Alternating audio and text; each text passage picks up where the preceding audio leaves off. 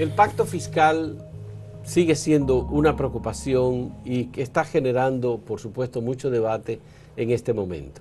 Claro, el pacto fiscal es el último de los 3 pactos que contempla la Estrategia Nacional de Desarrollo. Debió hacerse y debe hacerse ya por el tema del cumplimiento, pero del cumplimiento del mandato de la ley. Pero hasta ahora no se ha firmado todavía el pacto eléctrico. Por tanto, hay en esa prelación la importancia del pacto eléctrico y luego el pacto fiscal.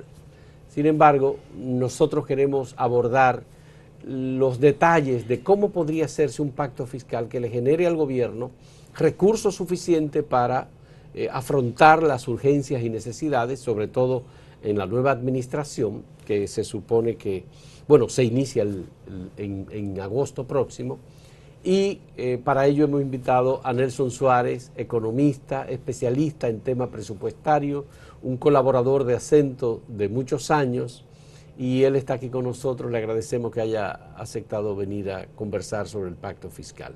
¿Cuáles son, Nelson, las opciones que tendrían las autoridades tomando en cuenta todos los pactos o los acuerdos previos en materia tributaria que se han hecho en los últimos años, que han sido nada más que para aumentar el ingreso del Estado?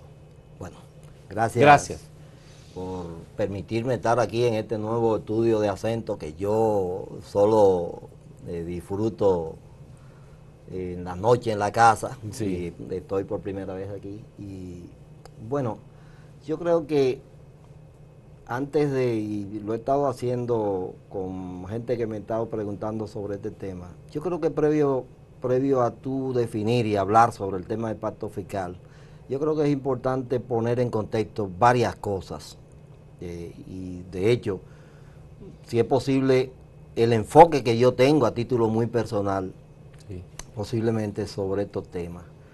Número uno, yo pienso que la sociedad dominicana, sin darnos cuenta muchos de nosotros, está entrando o ha entrado en una fase de ruptura, de una larga transición desde la caída de la dictadura de Trujillo. Sí, parece de 1961 mentira hasta acá. Sí, ha sido una transición muy larga, bien, muy larga, en la cual hemos ganado muchas cosas y podemos, por ejemplo, vanagloriarnos de unos niveles de democracia y de apertura y de libertad que son significativos, importantes, pero también hay muchas cosas de esa transición que debieron haberse producido hace muchos años, que yo siento que no se produjeron.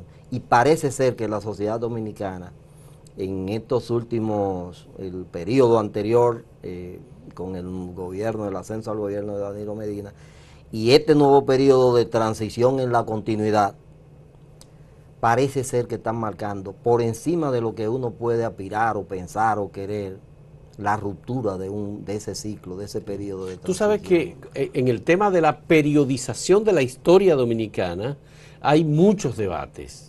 Y entonces se supone que nosotros estamos en una especie de cuarta república, ¿verdad? Y hay quienes plantean que esa ruptura o ese fin del periodo de inicio de la democracia después de la dictadura se terminó en 1996 con el ascenso al poder del Partido de la Liberación Dominicana. Yo tengo serias dudas sobre eso.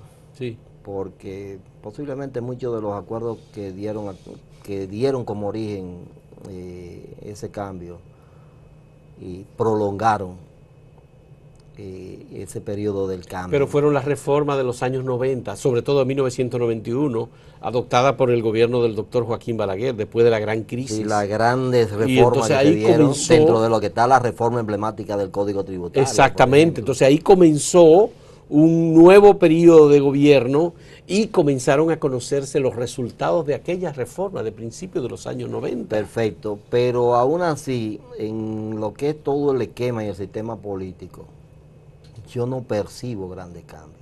Ya. Y parece ser que la sociedad está entrando y es lo que digo, hay que estudiar esto, yo no soy historiador, estoy inventando algunas cosas aquí, un poco de la percepción, pero me luce que estamos entrando, que la sociedad dominicana está entrando a un periodo que debe provocar cambios, porque muchas de las cosas que seguimos haciendo hoy, 50 años después del fin de la dictadura, están muy signadas por los enfoques y por la visión trujillista. Sí. Muchas cosas.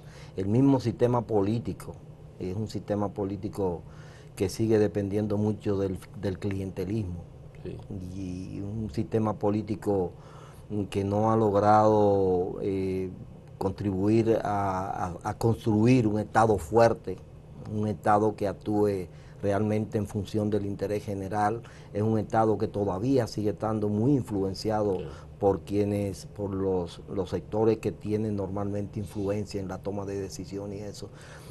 Un Congreso que sigue siendo débil en términos de su función de fiscalización y de control y de contrapeso. Entonces, creo que...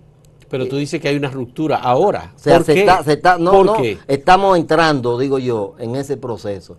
Y entonces hay cosas que la realidad está forzando. Ajá. O sea, que ya no van a depender mucho de la voluntad de muchos de los actores, sino de la propia realidad. Por ejemplo, en relación con el pacto fiscal. Sí, por ejemplo, a nivel del pacto fiscal, sí.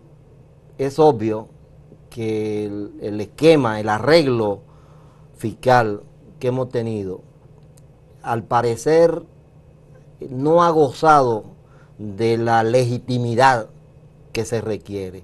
Hay algunos teóricos que plantean que un arreglo fiscal es sano cuando yo tengo un sistema tributario equitativo, progresivo, transparente, ágil, y por un lado, y por el otro, cuando tengo también un sistema de gasto público que provee bienes y servicios en cantidad y calidad suficiente y que los ciudadanos aceptan ese arreglo como un arreglo adecuado. Entonces nosotros tenemos mucha crítica sobre el sistema tributario, tenemos innumerables críticas sobre el sistema de gasto del país. En cuanto al sistema tributario decimos que es un sistema regresivo, que es un sistema que se fundamenta básicamente en impuestos indirectos al consumo, que es un sistema complejo, que es un sistema que no provoca, no favorece los sectores productivos.